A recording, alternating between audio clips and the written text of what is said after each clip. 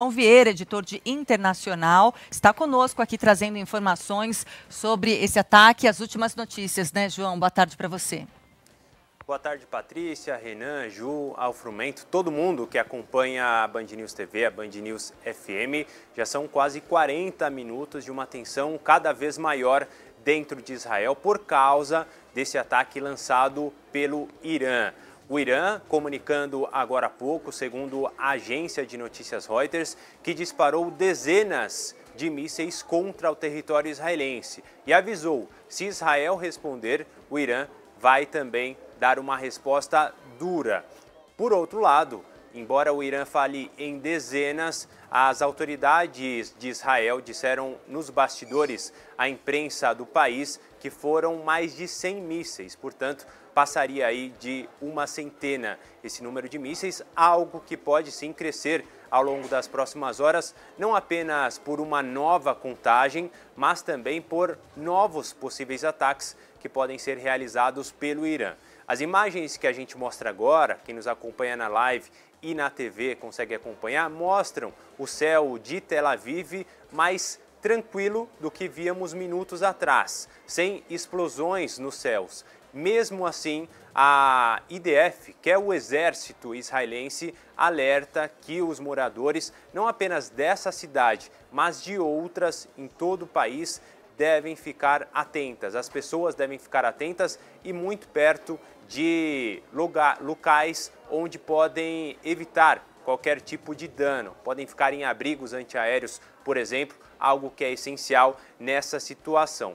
Ainda não temos informação de pessoas feridas, nenhum relato de que não houve pessoas feridas, nem ao mesmo tempo de que houve. Ou seja, estamos ainda nesse escuro de fato, né? Sem informações partindo das autoridades israelenses. Mas, antes disso, é bom a gente destacar, o Irã disse nos bastidores, antes desse ataque de fato se consumar, que os alvos desse bombardeio seriam instalações do governo e do exército de Israel. Ou seja, a princípio, seriam alvos considerados pelo Irã como alvos militares. Mas, fato é que os civis podem sim ter ficado feridos em ataques diretos ou indiretos, como, por exemplo, com a queda de parte desses mísseis interceptados nos céus de Tel Aviv e de outras cidades.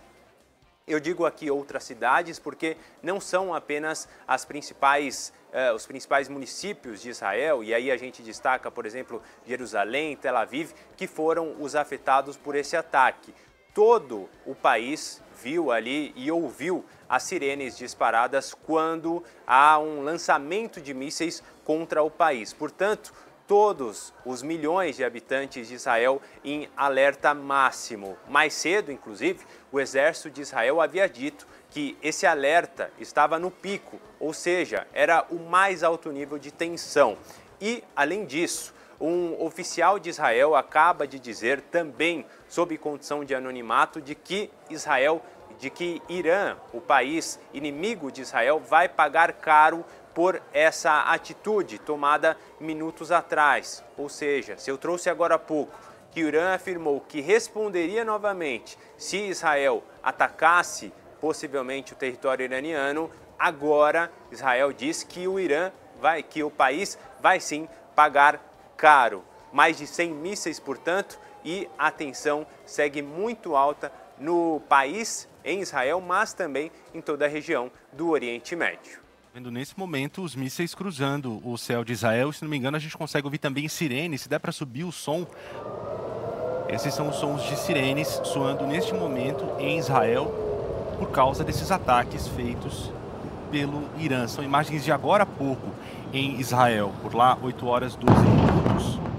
Você ouve aí o som dos mísseis e quando eles explodem atingem o solo e a sirene soando avisando as pessoas. A gente sabe, já conversou com muita gente em Israel, no começo do conflito, sobretudo com o Hamas na faixa de Gaza, há em Israel um complexo modelo de bunkers, né, espaços em que as pessoas conseguem se abrigar e se proteger. É uma estrutura muito robusta, sistemas antimíssel muito robustos e podem ajudar as pessoas, mas ainda assim são imagens que impressionam e ainda que haja esse sistema, como a gente trouxe informação informação, algumas pessoas ficaram feridas.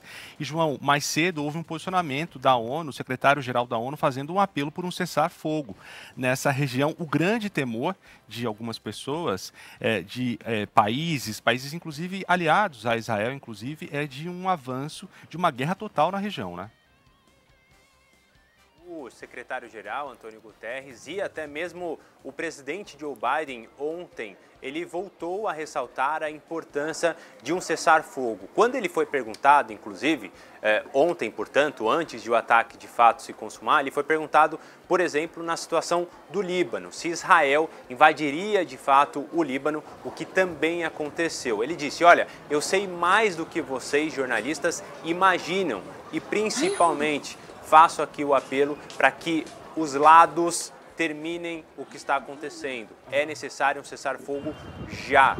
Ao mesmo tempo, os Estados Unidos alertaram hoje que iriam defender Israel se o Irã de fato atacasse. Uma resposta do Irã justamente a essa invasão de Israel ao Líbano.